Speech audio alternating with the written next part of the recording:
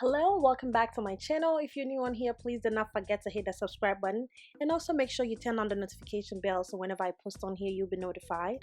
Also, to my return viewers, thank you so much for keeping up with me. So today, your girl is on keto diet. Okay, I'm trying to lose a few pounds and stuff.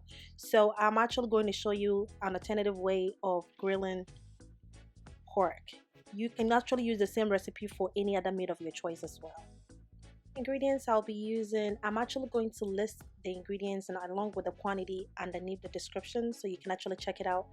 I'm also using my own special spices, and I'll let you guys know about this later on. It will be coming on the market so you can actually buy yours in June. Okay, I'll talk to you guys about it later on.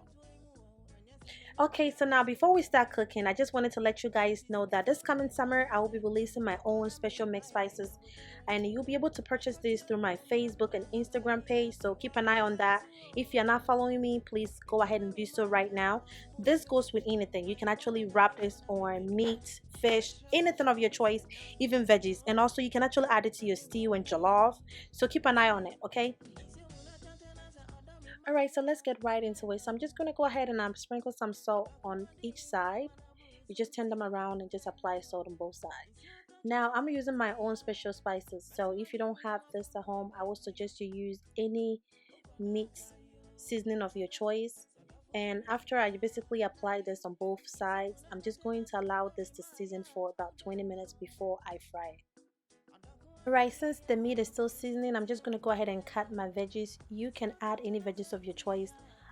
In this particular video, I'm using just tomatoes, cilantro, and salt for this. If you don't like cilantro, you can actually add any veggies of your choice, but I'm just trying to make my own special salsa for this meat. Alright, since I'm actually using pork for this video, I just grease my pan with a little bit of coconut oil, and I'm just going to add my meat. I'm just going to allow this to cook for about 2 minutes and then turn it every 2 minutes, and just allow this to cook for about 10 minutes on medium low heat. You don't want the heat to be really high because it will burn easily. Plus, I'm not putting this in the oven, so you have to just keep turning every 2 minutes like I said. And this would, within 10 minutes you should see all the water coming out, and we should be ready to serve it.